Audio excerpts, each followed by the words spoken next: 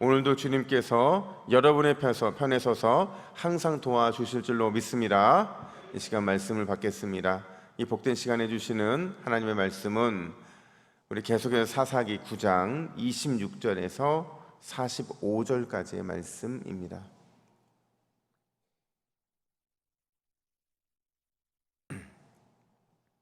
사사기 9장 26절부터 45절까지 공생이냐 공멸이냐라는 제목으로 오늘 말씀을 받겠습니다. 우리 긴 구절이니까요, 우리 한 절씩 또박또박 우리 함께 읽도록 하겠습니다. 에벳의 아들 가알이 그의 형제와 더불어 세겜에 이르니 세겜 사람들이 그를 신뢰하니라. 그들이 밭에 가서 포도를 거두다가 밟아 짜서 연회를 베풀고 그들의 신당에 들어가서 먹고 마시며 아비멜렉을 저주하니 에벳의 아들 가알이 이르되 아비멜렉은 누구며 세겜은 누구이기에 우리가 아비멜렉을 섬기리요 그가 여룻바알의 아들이 아니냐 그의 신복은 스불이 아니냐 차라리 세겜의 아버지 하몰의 후손을 섬길 것이라 우리가 어찌 아비멜렉을 섬기리요 이 백성이 내 수하에 있었더라면 내가 아비멜렉을 제거하였으리라고 하고 아비멜렉에게 이르되 내 군대를 증원해서 나오라 하니라.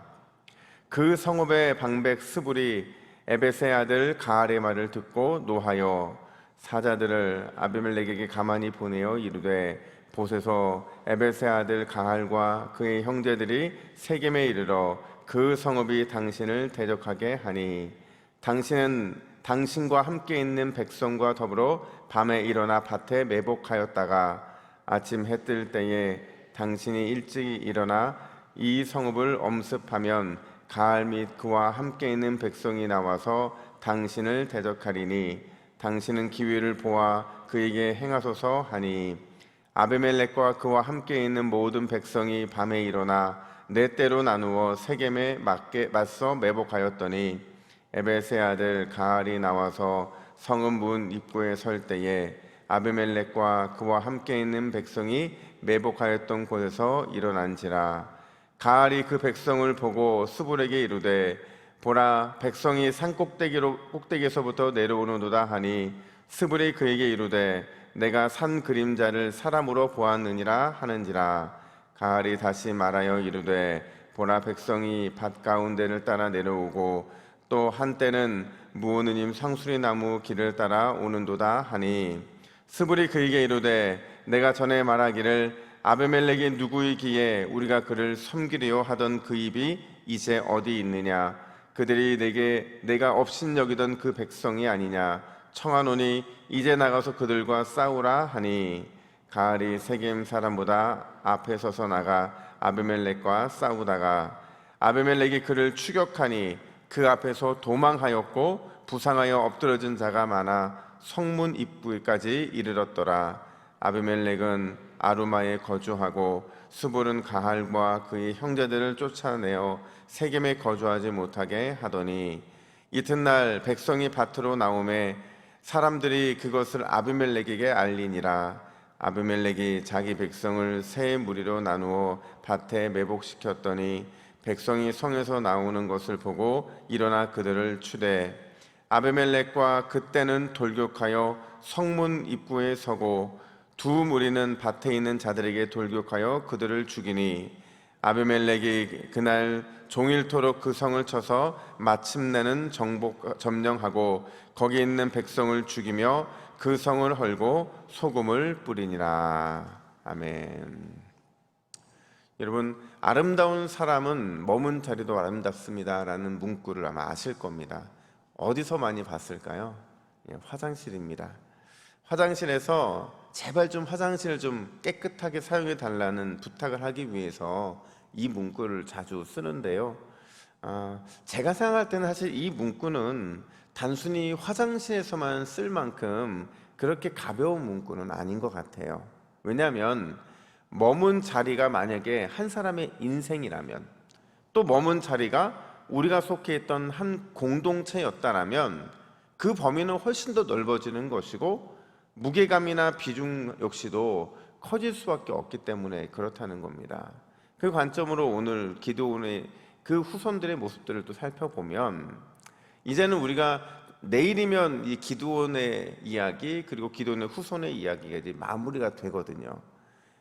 그러니까 이 사람 기드온이라는 사람이 머물러 간 인간 기드온의 이 모습 흔적들 그리고 그 후손들의 이 모습들은 참 아름답지는 않았다 이렇게 평가할 수 있을 것 같아요.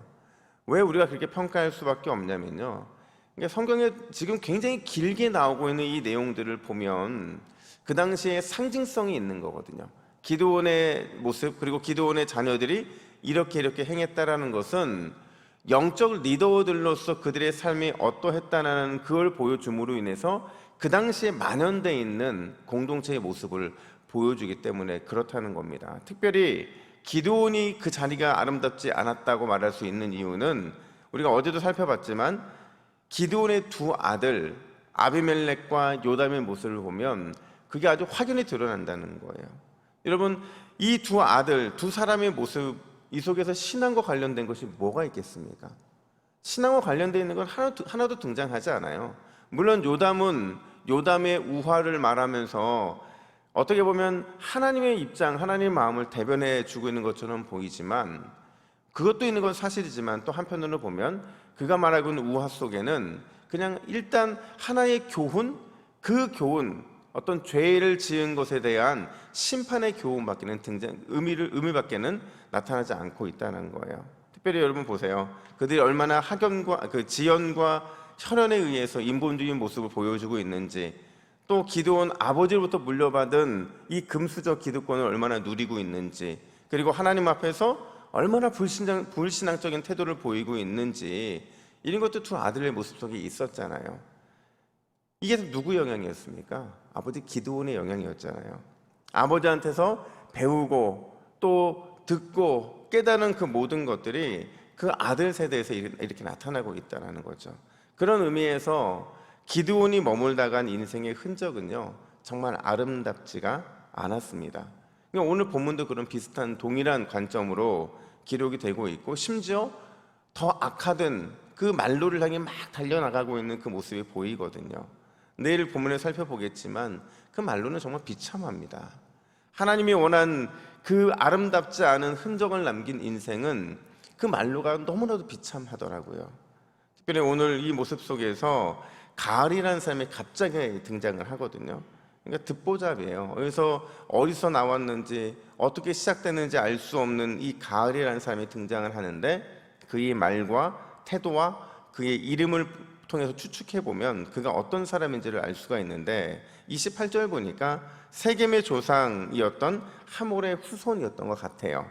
근데 여기까지가 그에 대한 설명이고, 그에 대한 정보는 뭐가 끝이냐면 이름이 끝입니다. 그의 이름 보면 가알인데요, 사람의 이름을 이렇게 지어요. 가알이 무슨 뜻이냐면 싫은, 지긋지긋한, 불쾌한, 역겨운 이런 뜻을 가지고 있는 게 가알이에요. 그의 아버지의 이름은 에벳이거든요. 에벳은 종이라는 뜻입니다. 이걸 종합해보면 역겨운 종의 아들로 오늘 본문에 등장을 하고 있는 거예요. 등장부터가 아주 분위기가 좋지 않습니다.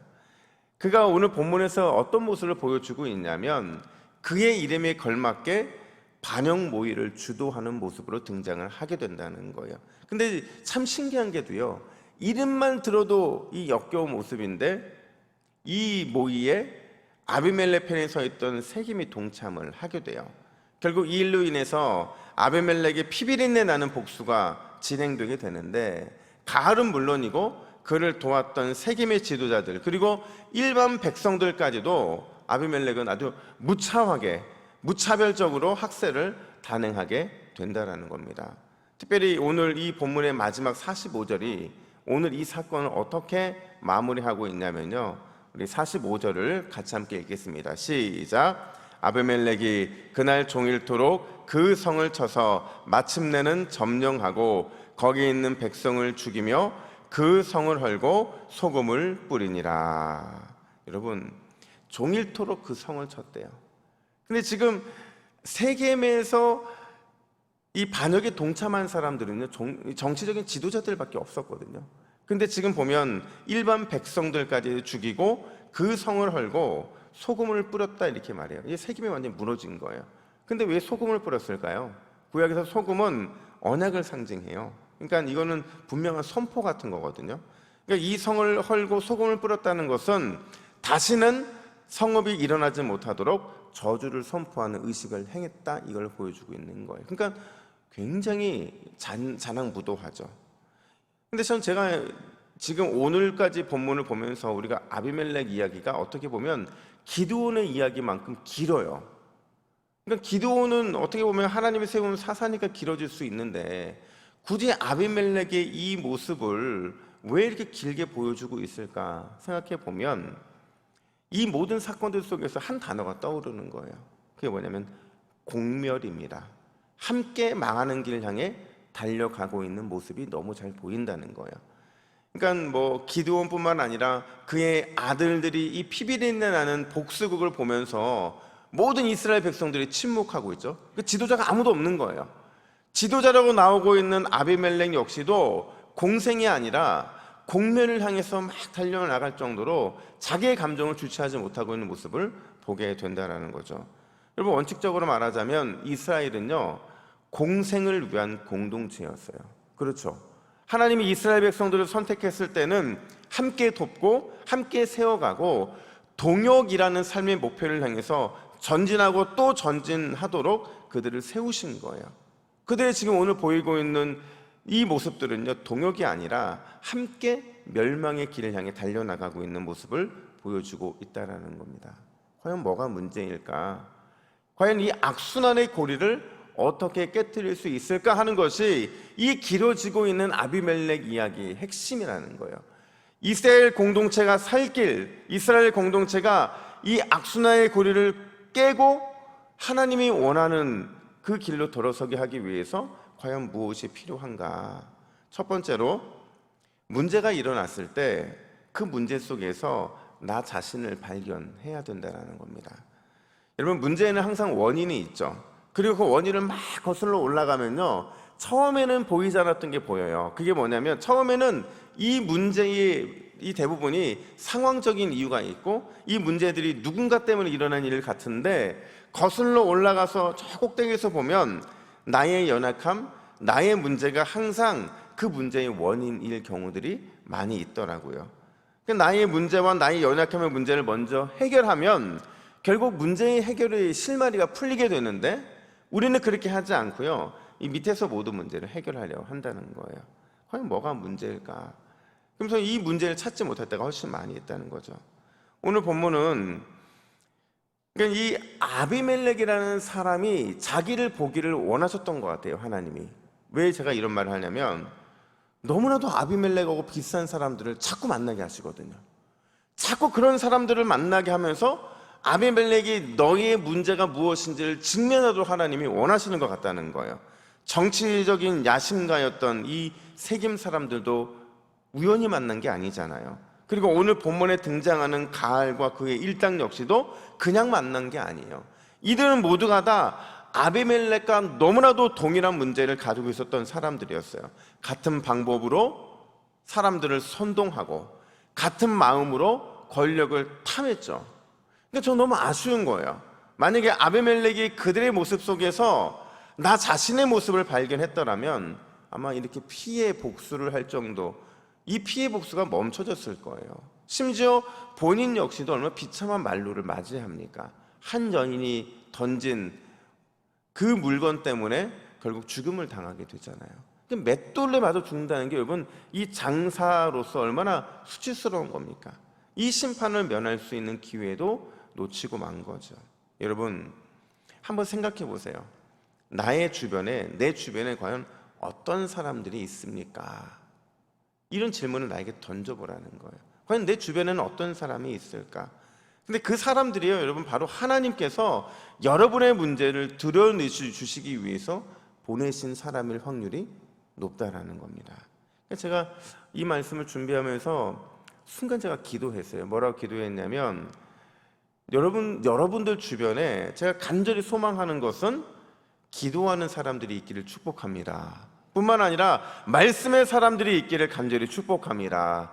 여러분 주변에 감사의 사람, 긍정의 사람, 소망의 사람, 헌신의 사람, 전도의 사람이 있으면 여러분의 삶은 빛이 나게 돼 있어요.